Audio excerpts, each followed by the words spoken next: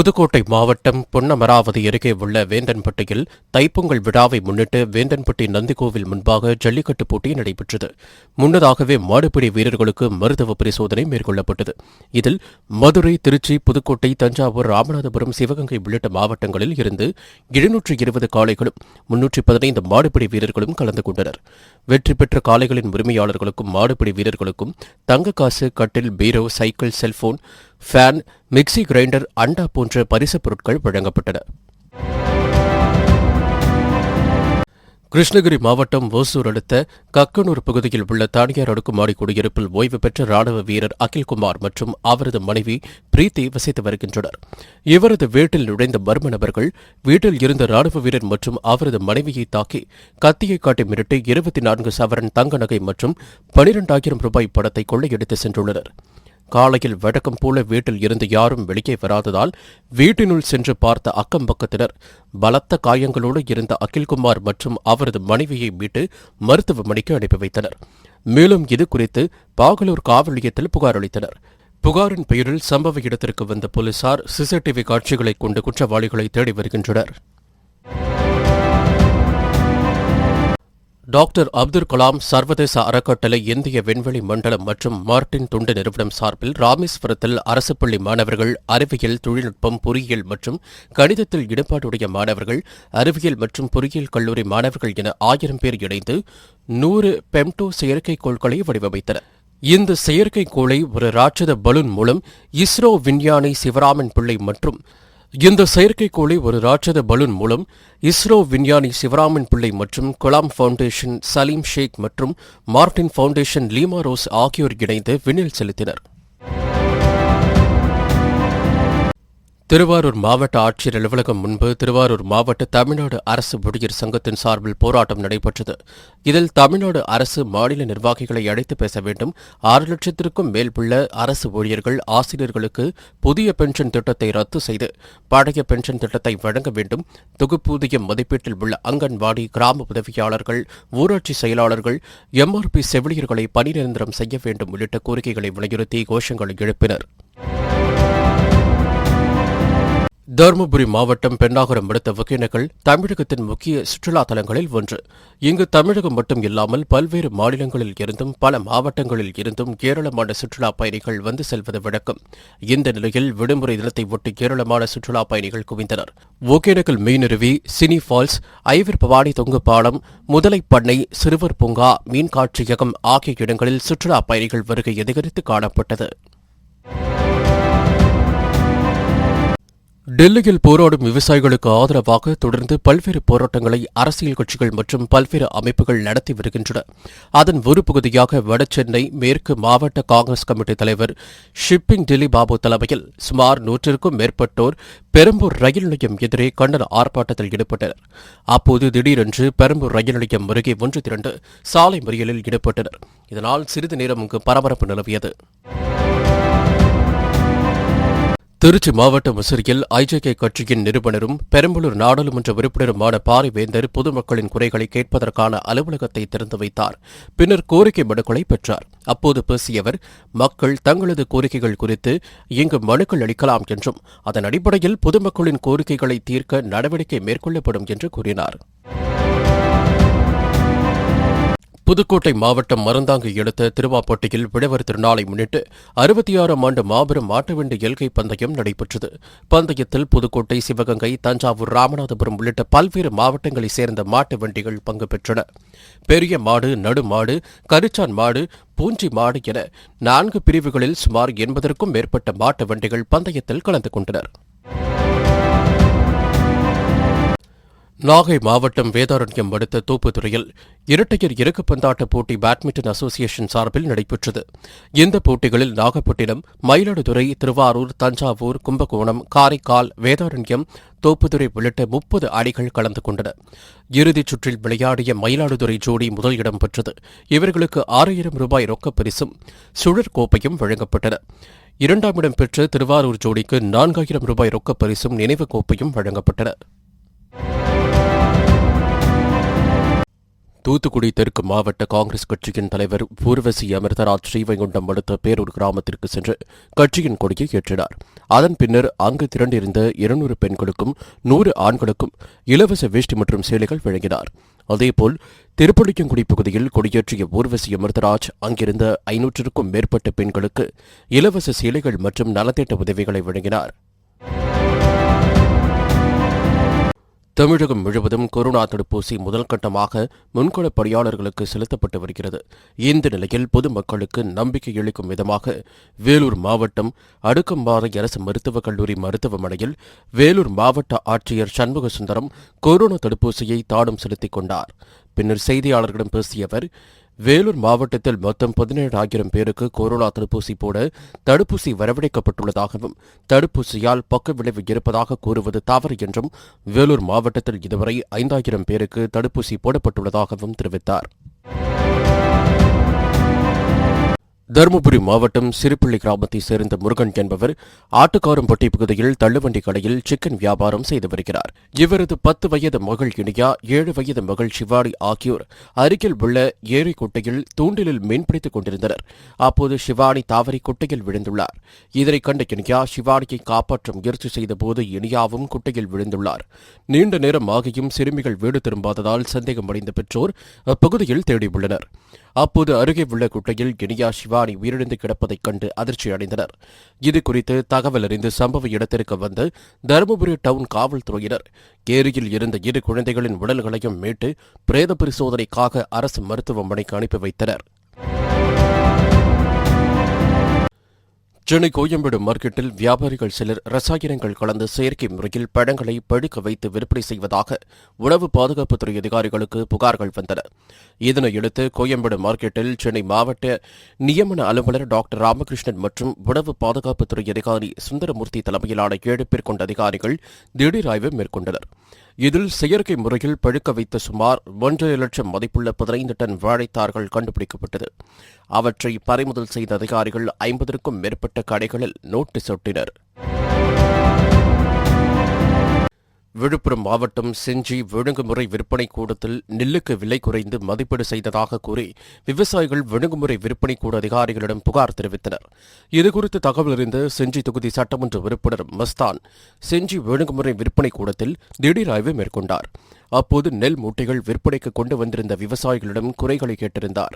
அதனைத் தொடர்ந்து ஒழுங்குமுறை விற்பனை கூட அதிகாரிகளை செஞ்சி மஸ்தான் எம்எல்ஏ சந்தித்து பேசி விவசாயிகளுக்கு தேவையான அடிப்படை வசதிகளை செய்து கொடுக்குமாறு வலியுறுத்தினார்.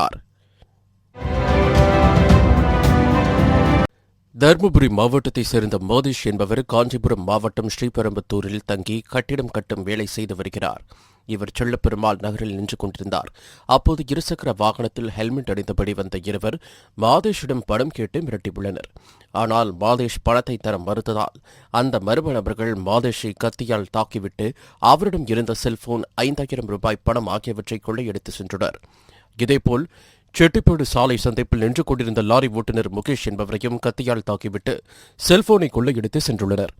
இந்த இருவேறு வெடிப்பறி சம்பவங்கள் குறித்து வழக்கு பதிவு செய்த காவல்துறையினர் 50க்கும் மேற்பட்ட சிசிடிவி காட்சிகளை ஆய்வு செய்தனர்.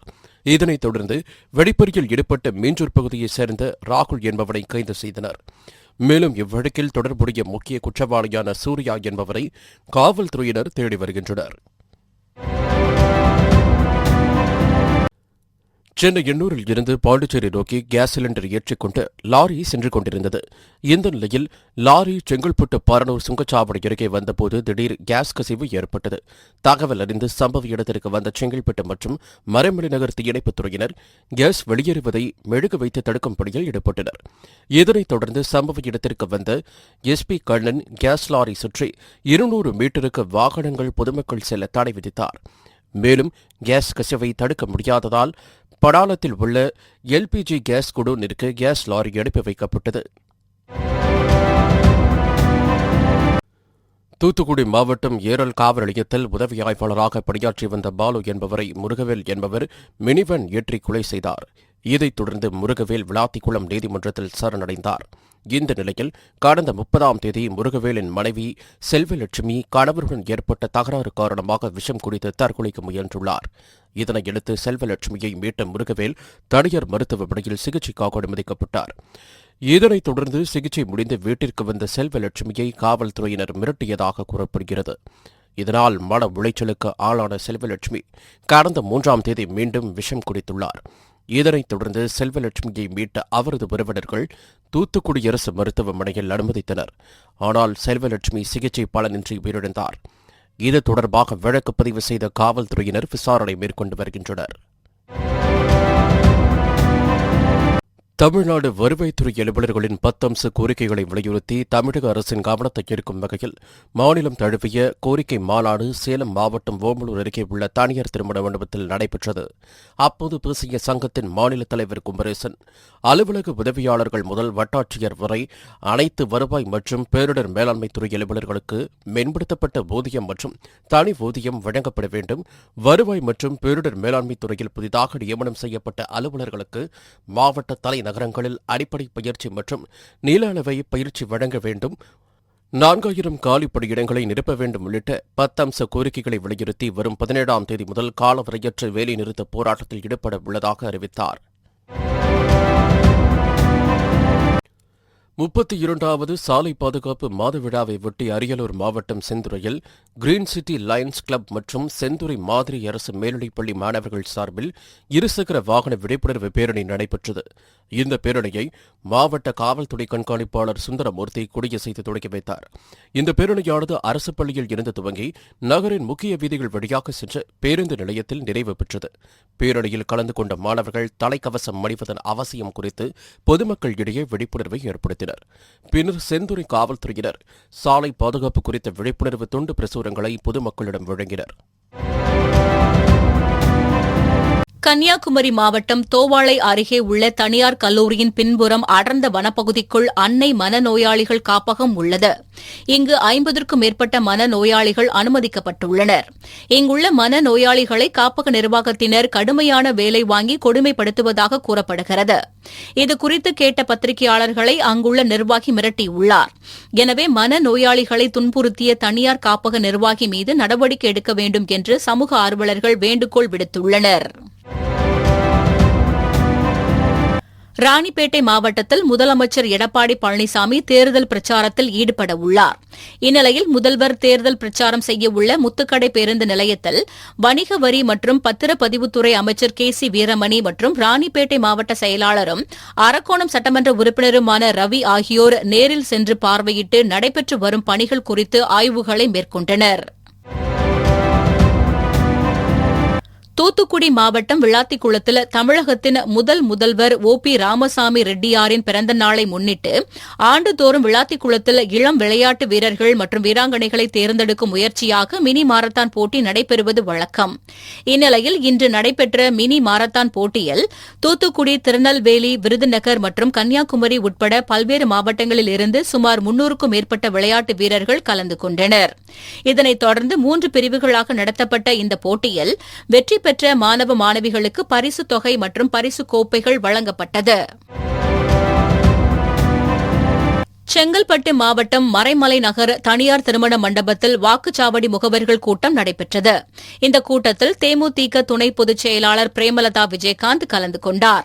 அப்போது பேசிய பிரேமலதா விஜயகாந்த், வருகின்ற 2021 சட்டமன்ற தேர்தலில் புது மாற்றங்கள் அமையப் போவதாகவும் அனைத்து கட்சிகளுக்கும் இது ஒரு புது மாதிரியான தேர்தலாக அமையும் என்றும் தெரிவித்தார். சென்னை புழுதிவாக்கத்தில் உள்ள தனியார் பள்ளியில் பயிலும் மாணவன் பிராங்க்லின் சார்லஸ் என்பவர் அப்துல் கலாம் இளம் விண்வெளி ஆராய்ச்சி மையம் சார்பில் 10 பேர் கொண்ட குழுவை அமைத்து செயற்கைக்கோள் வடிவமைப்பில் ஈடுபட்டார். இவர்கள் தயாரித்துள்ள மிக சிறிய ரக செயற்கைக்கோள் ராமேஸ்வரத்தில் இருந்து விண்ணில் செலுத்தப்படுகிறது. ராமேஸ்வரத்தில் நடைபெறும் விழாவில் சிறப்பு விருந்தினராக தெலுங்கானா மாநில ஆளுநர் தமிழிசை சவுந்தரராஜன், இஸ்ரோவின் துணை இயக்குநர் மயில்சாமி ஆகியோர் கலந்து கொள்ள உள்ளனர். மாணவர்கள் கண்டுபிடித்த இந்த செயற்கைக்கோள் புவி வெப்பமயமாதல் மாற்றங்கள் மற்றும் விவசாய சம்பந்தமான ஆராய்ச்சிக்கும் உதவும் என்று தெரிவிக்கப்பட்டுள்ளது.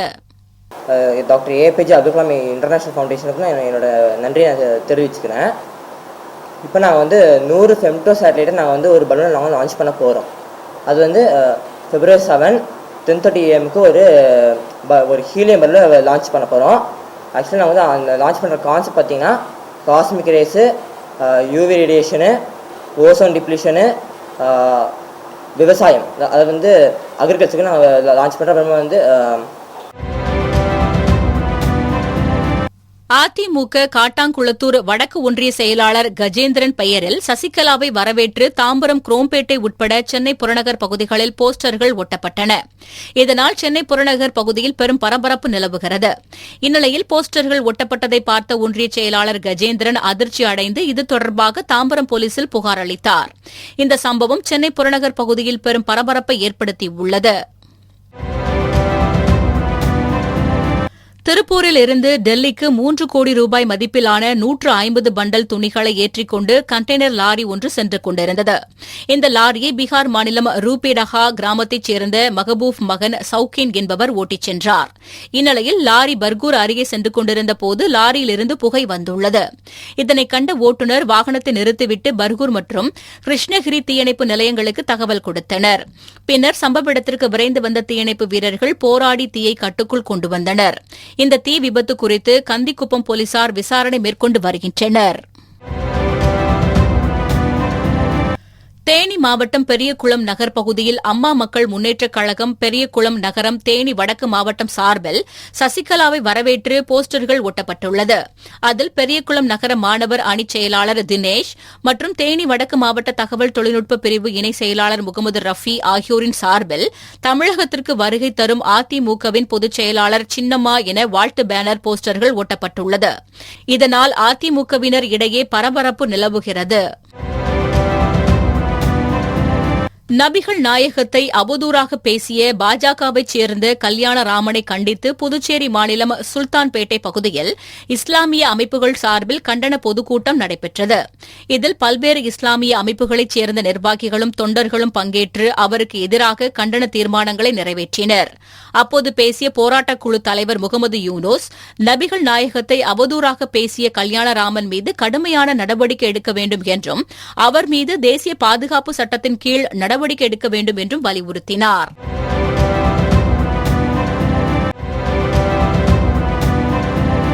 தமிழ்நாடு மாநில குழந்தைகள் உரிமைகள் பாதுகாப்பு ஆணையத்தின் உறுப்பினர் ராமராஜ் ஓசூர் பகுதிகளில் இயங்கி வரும் குழந்தைகள் காப்பகங்கள் மற்றும் மகளிர் காவல் நிலையங்களில் ஆய்வு மேற்கொண்டார். அப்போது குழந்தைகள் காப்பகங்களில் உள்ள வசதிகள் குறித்தும் அவர்கள் எவ்வாறு நடத்தப்பட்டு வருகிறார்கள் என்பது குறித்தும் கேட்டிருந்தார். இதனைத் தொடர்ந்து செய்தியாளர்களிடம் பேசிய அவர், தமிழ்நாட்டில் உள்ள சிறுவர் இல்லங்கள் தவறாக சித்தரிக்கப்படுவது சமூக ஊடகங்களிலும் திரைப்படங்களிலும் நிறுத்தப்பட வேண்டும்.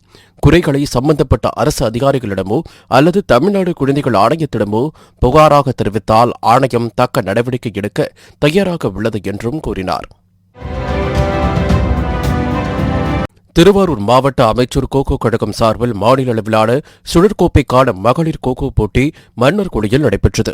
இப்போட்டியில் திருச்சி, திருவாரூர், தஞ்சாவூர், ஈரோடு, மதுரை, கடலூர் உள்ளிட்ட 12க்கும் மேற்பட்ட அணிகள் பங்கேற்றது. போட்டியில் வெற்றி பெற்ற திருச்சி அணிக்கு முதல் பரிசாக 7,000 ரூபாய் வழங்கப்பட்டது. இரண்டாவது பரிசாக கடலூர் அணிக்கு 5,000 ரூபாயும் வழங்கப்பட்டது. தூத்துக்குடி மாவட்டம் விளாத்திக்குளம் அடுத்த வெம்பூர் பகுதியைச் சேர்ந்த சிலர் சிப்பிக்குளம் நோக்கி வேனில் சென்று கொண்டிருந்தனர். இந்த வேனை மேட்டில்பட்டியைச் சேர்ந்த பன்னீர்செல்வம் என்பவர் ஓட்டி வந்துள்ளார். இந்த நிலையில் இந்த வேன் சல்லிச்சட்டிப்பட்டிய பேருந்து நிறுத்தம் அருகே வந்து கொண்டிருந்தபோது ஓட்டுநரின் கட்டுப்பாட்டை இழந்து விபத்திற்குள்ளானது. இந்த விபத்தில் 20க்கும் மேற்பட்டோர் படுகாயமடைந்தனர். மேலும் பன்னீர்செல்வத்திற்கு கால் துண்டிக்கப்பட்டது. விபத்து குறித்து தகவல் அறிந்து வந்த காவல்துறையினர் காயமடைந்தவர்களை மீட்டு மருத்துவமனைக்கு அனுப்பி வைத்தனர். மேலும் இந்த விபத்து குறித்து சங்கரலிங்கபுரம் காவல்துறையினருக்கு வழக்கு பதிவு செய்து விசாரணை மேற்கொண்டு வருகின்றனர். கோவை மாவட்டம் வால்பாறையில் உள்ள அரசினர் ஆண்கள் மேல்நிலைப் பள்ளியில் இலவச மிதிவண்டி வழங்கும் விழா வால்பாறை சட்டமன்ற உறுப்பினர் கஸ்தூரி வாசு தலைமையில் நடைபெற்றது.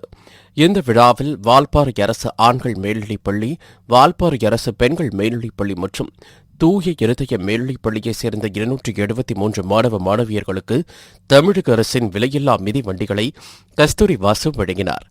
இந்த நிகழ்ச்சியில் வால்பாறை நகர செயலாளர் மயில் கணேசன், வால்பாறை நகர கூட்டுறவு வங்கி தலைவர் வால்பாறை வி ஹமீத் உள்ளிட்டோர் பலர் கலந்து கொண்டனர். இஸ்லாமியர்களின் மனதை புண்படுத்தும் நோக்கில் இஸ்லாமியர்களின் தலைவர் முகமது நபியை இழிவாக பேசிய பாஜக மாநில செயற்குழு உறுப்பினர் கல்யாணராமனை தேசிய பாதுகாப்பு சட்டத்தின் கீழ் கைது செய்ய கோரியும் அதேபோல் தமிழகத்தில் மத கலவரத்தை தூண்டும் வகையில் பேசி வரும் இந்து முன்னணி அமைப்பினர் மீது வழக்கு பதிவு செய்ய கோரியும் திருப்பூர் மாநகராட்சி அலுவலகம் முன்பு தமிழக மக்கள் ஜனநாயக கட்சியின் தொழிலாளர் முன்னணி சார்பில் மத நல்லிணக்க ஆர்ப்பாட்டம் நடைபெற்றது. மாநில செயலாளர் குமார் தலைமையில் நடைபெற்ற இந்த கண்டன ஆர்ப்பாட்டத்தில் ஏராளமானோர் கலந்து கொண்டனர். கள்ளக்குறிச்சி மாவட்டம் ஆலத்தூர் என்ற கிராமத்தில் அதிமுக தீவிர விசுவாசியும் ஆலத்தூர் கிராம அம்மா பேரவை செயலாளருமான கோவிந்தன் தனது விவசாய நிலத்தில் கரும்பு அறுவடை செய்து முடித்துவிட்டு நிலத்தில் இருந்த காய்ந்த கரும்பு சரகுகளை தீ வைத்து எரித்துள்ளார். அப்போது பக்கத்தில் நிலம் வைத்துள்ள ராஜா என்பவரின் கரும்பு பயிர் மீது தீ ஜுவாலைகள் பட்டு கரும்பு பயிர் சேதமடைந்துள்ளது. இதனால் இருவருக்கும் இடையே தகராறு ஏற்பட்டு கைகலப்பாக மாறியது. இதில் கோவிந்தன் ராஜாவின் வலது காதை கடித்து துப்பியுள்ளார். இதில் ரத்த வெள்ளத்தில் துடித்த ராஜாவை மீட்ட அக்கம்பக்கத்தினர் சிகிச்சைக்காக கள்ளக்குறிச்சி அரசு மருத்துவமனைக்கு அனுப்பி வைத்தனர். பின்னர் இது குறித்து வழக்கு பதிவு செய்த போலீசார் விசாரணை மேற்கொண்டு வருகின்றனர். திண்டுக்கல் மாவட்டம் கொடைக்கானல் அடுத்த பள்ளங்கி கிராமத்தை ஒட்டியுள்ள மாட்டுப்பட்டி பகுதியில் கடந்த 10 தினங்களாக குடிநீர் விநியோகம் செய்யப்படவில்லை என்று கூறப்படுகிறது. இதனால் சிரமமடைந்த பொதுமக்கள் குடிநீர் விநியோகம் சரிவர செய்ய வேண்டும் என்று அதிகாரிகளுக்கு கோரிக்கை விடுத்தனர். ஆனால் இதுகுறித்து அதிகாரிகள் எந்த நடவடிக்கையும் எடுக்காததால் ஆத்திரமடைந்த அப்பகுதி மக்கள் அரசு பேருந்தை சிறைப்பிடித்து காலி குடங்களுடன் பள்ளங்கி சாலையில் மறியல் போராட்டத்தில் ஈடுபட்டனர். ராணிப்பேட்டை மாவட்ட டேபிள் டென்னிஸ் அசோசியேஷன் மற்றும் அர்ஷினி டேபிள் டென்னிஸ் சார்பில் மாநில அளவிலான டேபிள் டென்னிஸ் போட்டி அரக்கோணம் தனியார் திருமண மண்டபத்தில் நடைபெற்றது. ராணிப்பேட்டை மாவட்ட டேபிள் டென்னிஸ் செயலாளர் சதீஷ் தலைமையில் நடைபெற்ற இந்த போட்டியில் மாவட்ட கண்காணிப்பாளர் மயில் வாகனன் கலந்து கொண்டு போட்டியை துவக்கி வைத்தார்.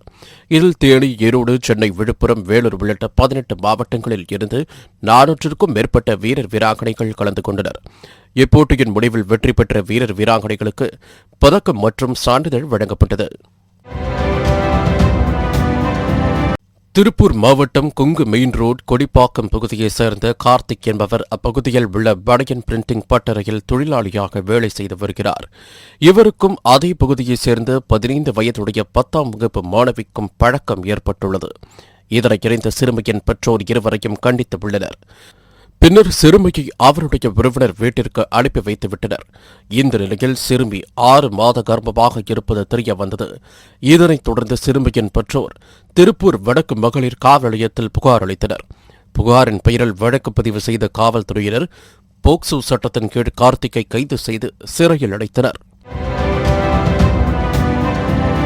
சென்னை திருவல்லிக்கேட்டையில் செய்தியாளர்களை சந்தித்த தமிழ்நாடு அனைத்து வகை மாற்றுத்திறனாளிகள் மற்றும் பாதுகாப்பு உரிமைகளுக்கான சங்கத்தின் மாநில தலைவர் ஜான் சிராணி, தமிழகத்தில் 13,35,000 மாற்றுத்திறனாளிகள் உள்ளதாகவும் அதில் 1,10,000 பேர் வேலைவாய்ப்பு அலுவலகங்களில் பல ஆண்டுகளாக காத்துக் கிடப்பதாகவும் கூறினார்.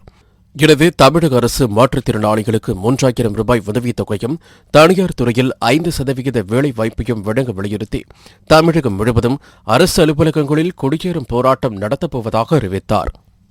ஏற்கனவே 2 கட்ட போராட்டத்தை தமிழகத்தில் நடத்தி முடிச்சிருக்கிறோம். ஆனால் இந்த அரசு எதை பற்றியுமே செவிசாய்க்கவில்லை.